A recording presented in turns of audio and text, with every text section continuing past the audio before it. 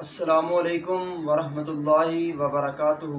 मोहतरम नाज़रीन, उम्मीद है आप खैरियत से होंगे। अल्लाह पाक तमाम उम्मत मुहम्मदिया पर अपनी रहमत फरमाए।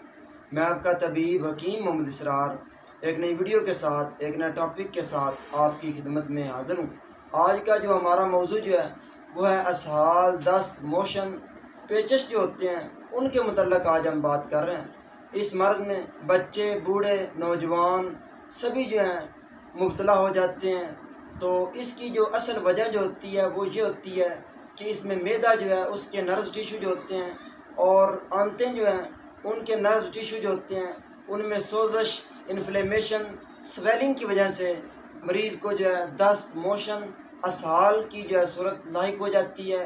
दरअसल इसमें जो है सर्दी का गलबा होता है, ज़्यादती होती है, जिसकी वजह से मरीज़ को जो है दस्त वगैरह आने शुरू हो जाते हैं। तो तिब के अंदर इसका बहुत ही आसान और कामयाब इलाज है, मुकम्मल इलाज है। आपको साल साल जो है मेडिसिन इस्तेमाल नहीं करनी पड़ेगी, चाहे कितने ही पुराने आपको दस्त हो, असहाल हो, मोशन हो।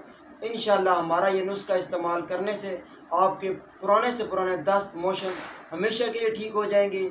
चलते हैं नुस्खे की तरफ। नुस्खा बताने से पहले आपसे एक छोटी सी रिक्वेस्ट है कि हमारे इस चैनल को सब्सक्राइब ज़रूर कर दें और साथ पर लगे बेल आइकन को ज़रूर प्रेस कर दें ताकि तिब्बो सेहत के मुतल्लक हर नई आने वाली वीडियो जो है हमारी वो आपको सबसे पहले मिल सके।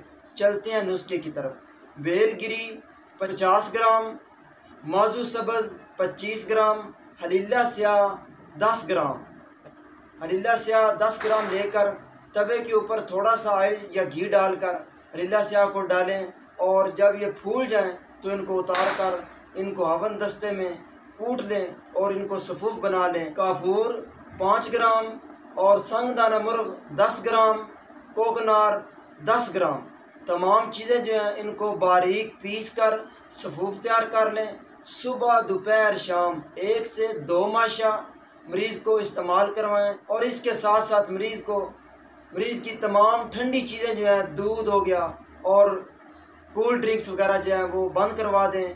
तो इंशाअल्लाह व ताला इस नुस्खे के इस्तेमाल करने से इंशाअल्लाह पहली दूसरी खुराक से ही जो है दस्त, मोशन, असहाल जो हैं वो हमेशा के लिए ठीक हो जाएंगे। नुस्खा बनाएं और हमें दुआओं में याद रखें। अस्सलामु अलैकुम वरहमतुल्लाहि वबरकातुहू।